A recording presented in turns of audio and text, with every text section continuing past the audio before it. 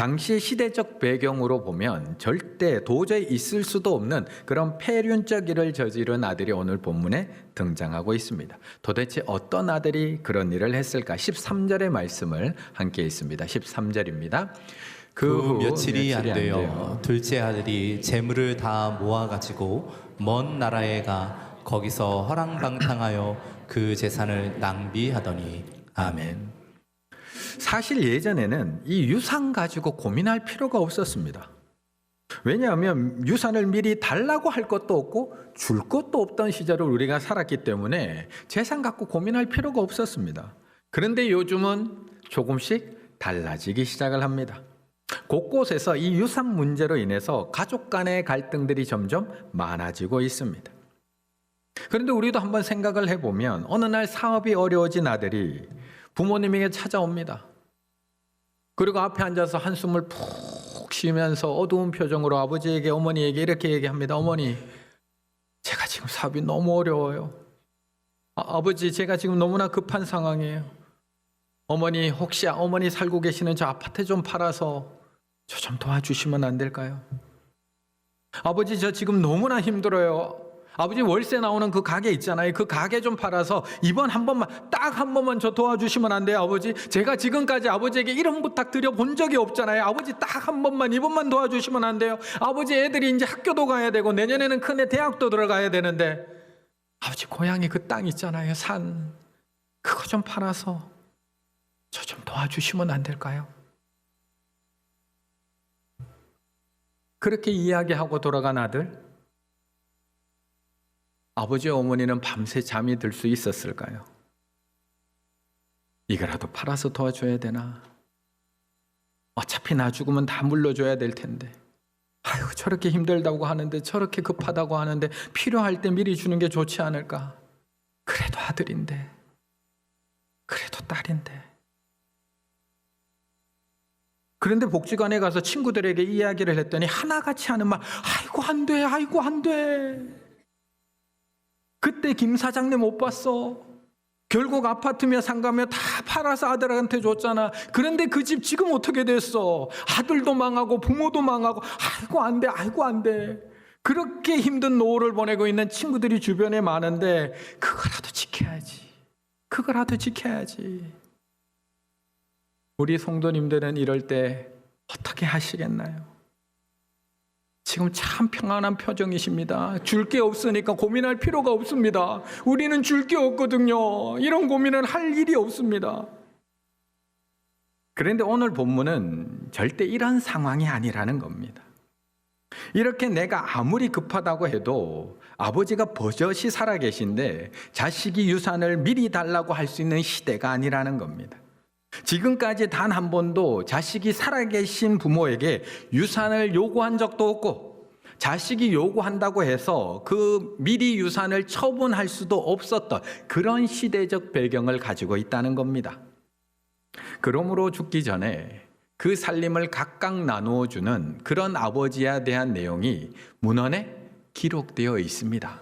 그런데 앞에 보시면 그러므로 죽기 전에 자식에게 재산을 나눠준 이야기가 문헌에 기록되어 있습니다. 하지만 내가 알기로는 놀라운 사실, 오늘 이 탕자의 비유를 제외하고는 고대로부터 현대에 이르기까지 중동의 모든 문헌에는 아버지가 건강하게 살아 계신데도, 죽기 전 말고요, 건강하게 살아 계신데도 아버지에게 유산을 나누어 달라고 요구하는 아들은 한 번도 그런 예가 기록된 적이 없었다는 겁니다. 맏아들이든 작은 아들이든. 이것은 아버지가 빨리 죽기 바란다라는 의미와 똑같습니다. 지금부터는 저는 아버지를 죽은 사람 취급하겠다는 겁니다. 그러니 이 둘째 아들의 행동은 당시 사람들의 눈에는 들은 적도 본 적도 상상한 적도 없는 폐륜적 행동으로 보여질 수밖에 없는 겁니다. 아버지, 나는 당신이 죽을 때까지 기다릴 수가 없어요. 그러니까 그냥 죽었다고 생각하고 살 테니까 그냥 그 재산 저 다 주세요. 처분할 수 있는 권리까지 저 다 주세요. 그래서 아버지가 빨리 죽기만을 바라는 이 아들을 아버지를 죽인 살인자와 똑같은 죄를 범했다고 다루고 있는 것입니다.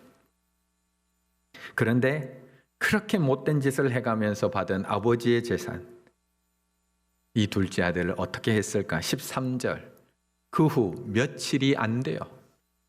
둘째 아들이 재물을 다 모아가지고 먼 나라에 가 거기서 허랑방탕하여 그 재산을 낭비하더니 그 후 며칠이 안 돼요.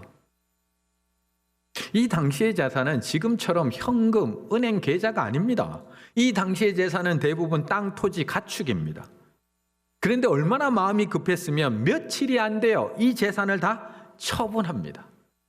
제값을 제대로 받은 것이 아니라 가족들과 이웃들의 손가락질과 비난을 피하기 위해서 급하게 그 아버지의 재산을 금매로 다 내어놓습니다. 그리고 헐값에 그 재산을 다 팔아서 그 돈을 가지고 먼 나라로 갔던 겁니다. 그런데 이렇게 아버지의 마음을 아프게 해놓고 간 아들, 그것에서라도 잘 살았으면 얼마나 좋았을까요? 그것에서라도 사업을 잘해서 잘 살았으면 아버지의 마음이 얼마나 좋았을까? 그런데 그 이름의 수식어처럼 그는 그 먼 나라에 가서 허랑방탕한 생활을 하게 됩니다.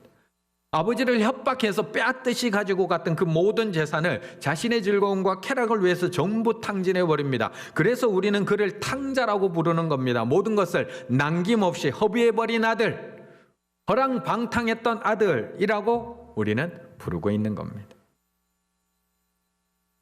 그런데 오늘 본문에는 이 둘째 아들만큼이나 자신의 모든 것을 다 탕진해 버리는 또 한 사람이 등장합니다. 아들만큼이나 헤프게 다 탕진해 버리는 사람, 아니 아들보다도 더 많은 것을 남김없이 다 써버리는 아버지의 모습을 우리에게 보여주고 있습니다. 20절의 말씀을 함께 읽습니다. 20절입니다. 이에 일어나서 아버지께로 돌아가니라. 아직도 거리가 먼데 아버지가 그를 보고 측은히 여겨 달려가 목을 안고 입을 맞추니.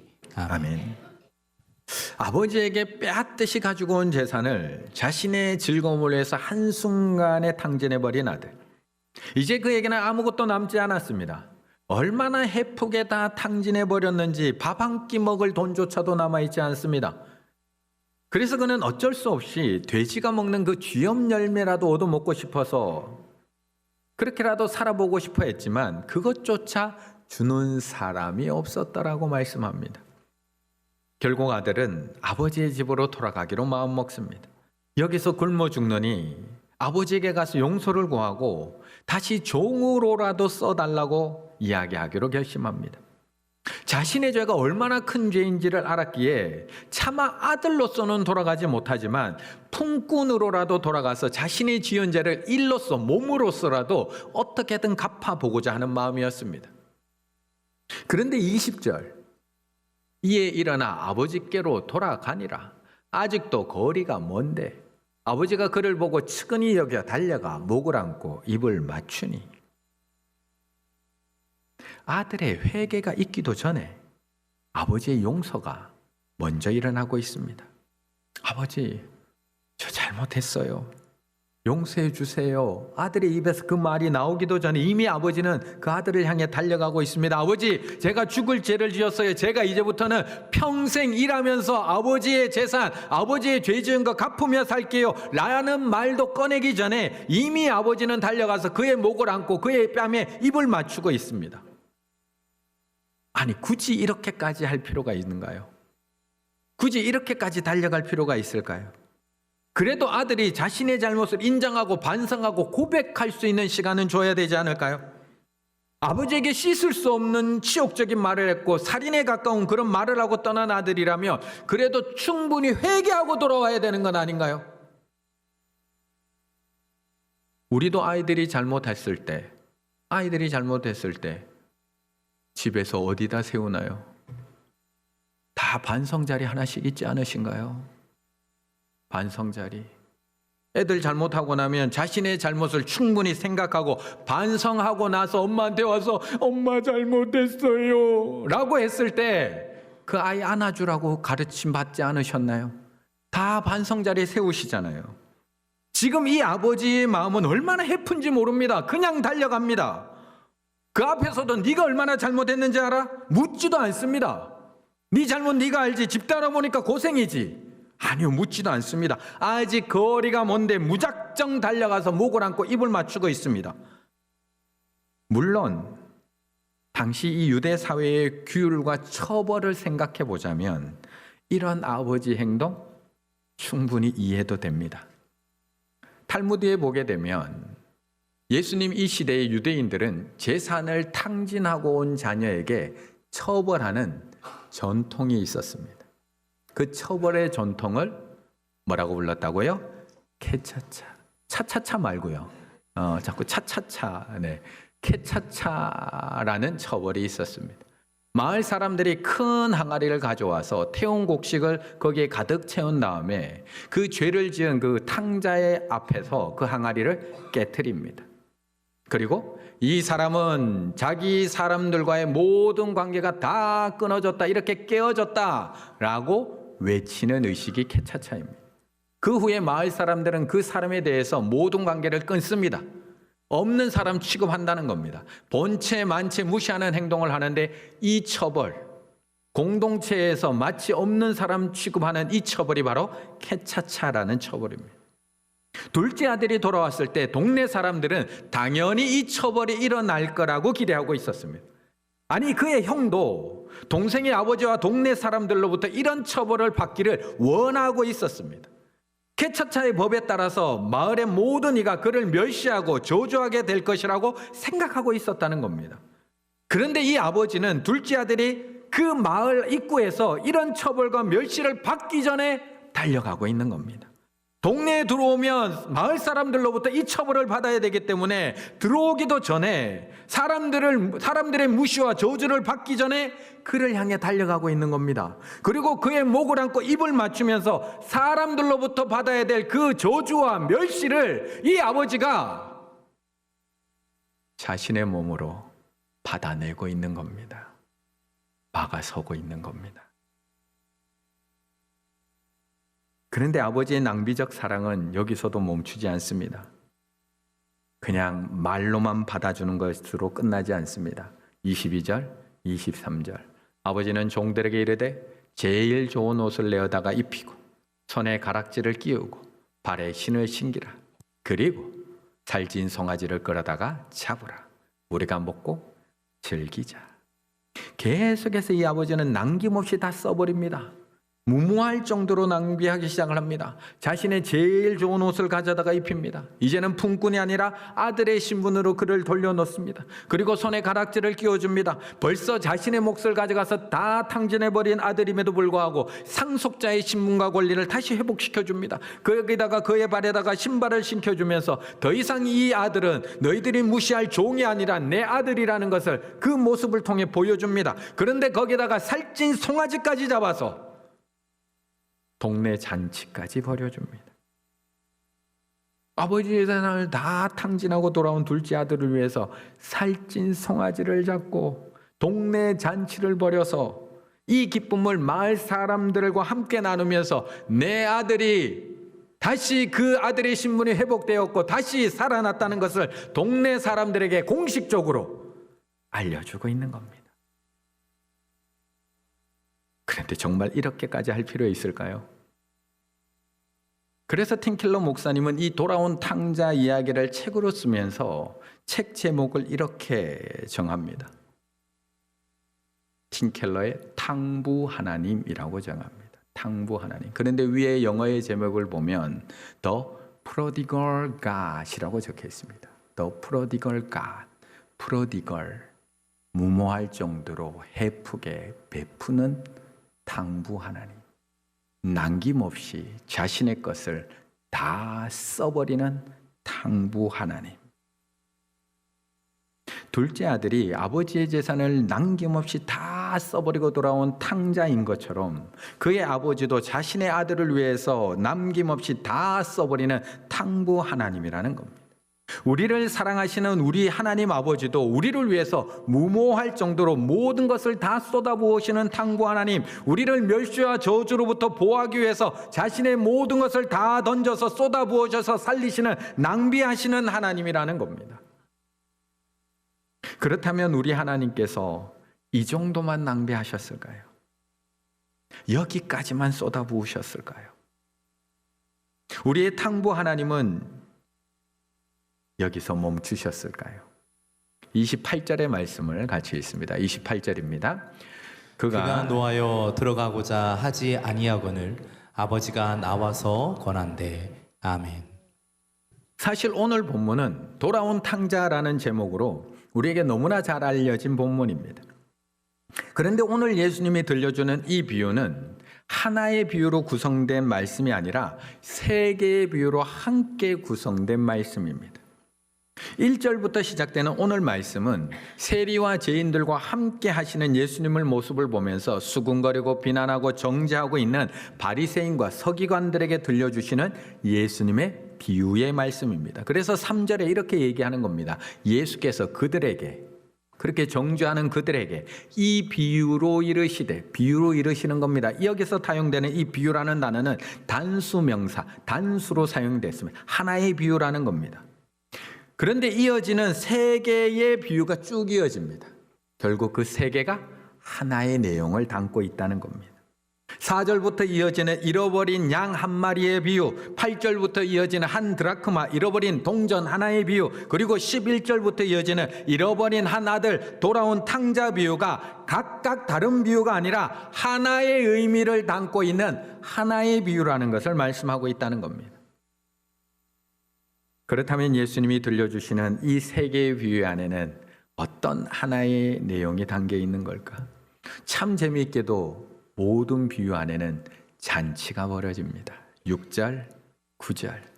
집에 와서 그 복과 이웃을 불러 모으고 말하되 나와 함께 즐기자. 나의 잃은 양을 찾아내었노라 하니라. 양 한 마리 찾아놓고 잔치하고 있습니다. 또 찾아낸 즉 복과 이웃을 불러 모으고 말하되 나와 함께 즐기자. 이런 드라크마를 찾아내었노라 하리라. 동전 하나 찾아놓고 잔치 벌이고 있습니다.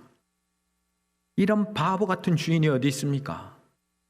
99마리를 두고 잃어버린 양 한 마리를 찾아 나서는 것도 무모한 주인이지만 잃어버린 양 한 마리 찾아 놓았다고 동네 사람들 다 불러서 잔치하는 주인이 어디 있습니까? 이어지는 동전 하나 잃어버린 주인, 한 드라크마.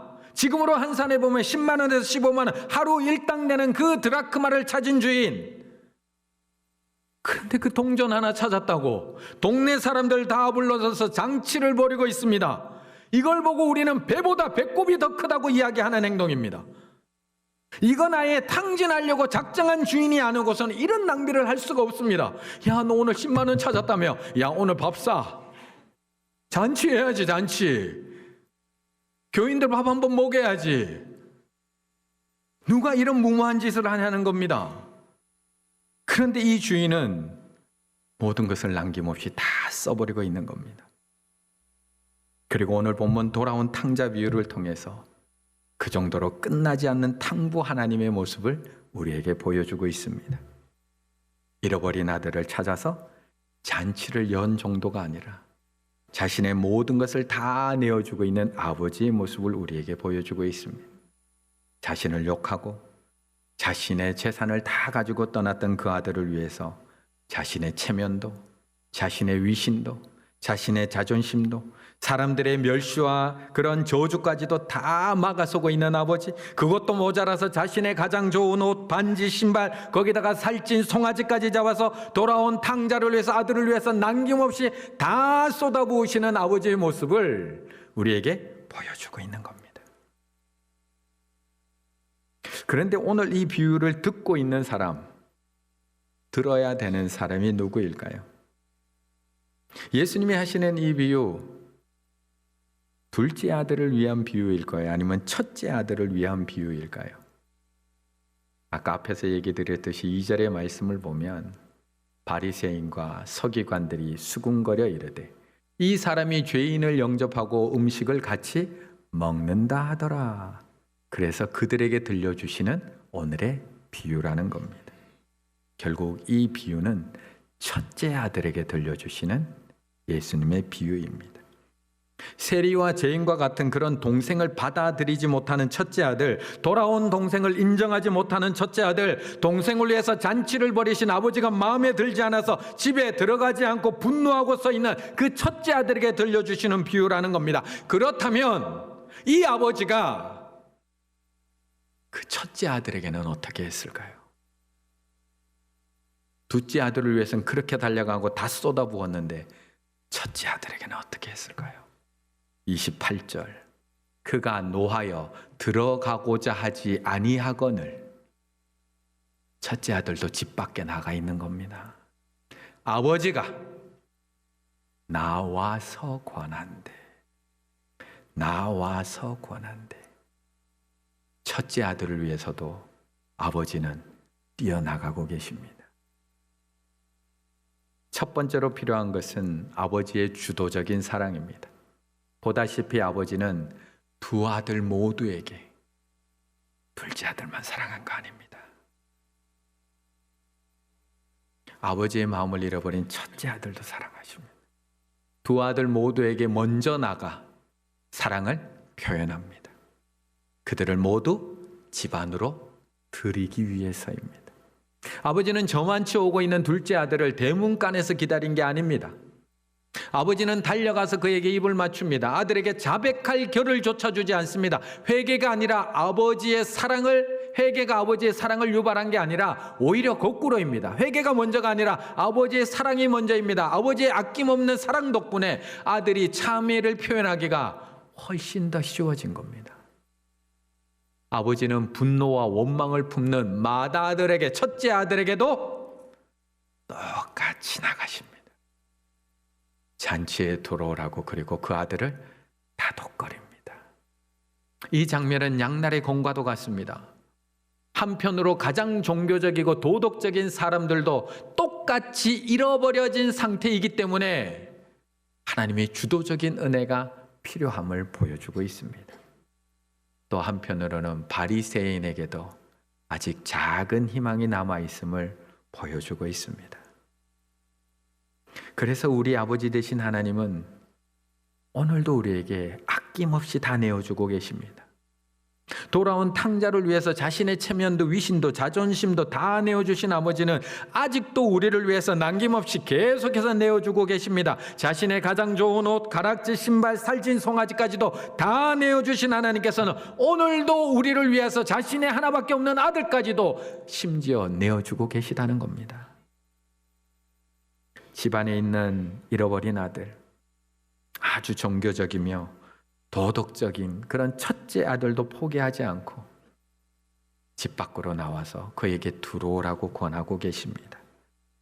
돌아오지 못했던 그 둘째 아들에게만 먼저 달려나가신 것이 아니라 그 아들에게 달려나가신 것처럼 들어올 마음이 없는 첫째 아들을 위해서도 예수 그리스도를 통해 먼저 손 내밀어 주고 계시는 겁니다.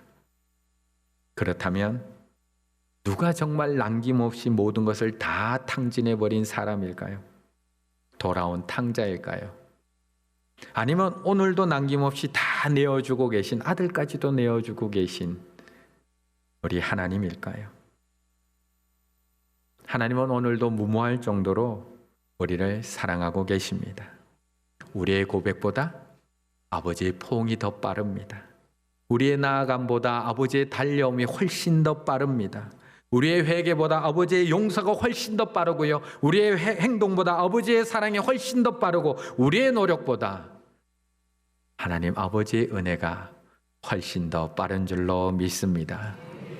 대림절 두 번째 주일을 보내며 아직도 집 밖에 서 있는 나를 위해 자신의 아들까지도 아낌없이 내어주시는 탕부 하나님, 그 하나님의 사랑을 마음에 새기시고 그 사랑으로 이제 세상으로, 가정으로, 회사로 돌아가셔서 아직도 부족한 동생, 아직도 연약한 동생, 아직도 돌아오지 못한 동생을 사랑으로 품어내실 수 있는 우리 충일의 가족들 다 되시기를 간절히 바라겠습니다.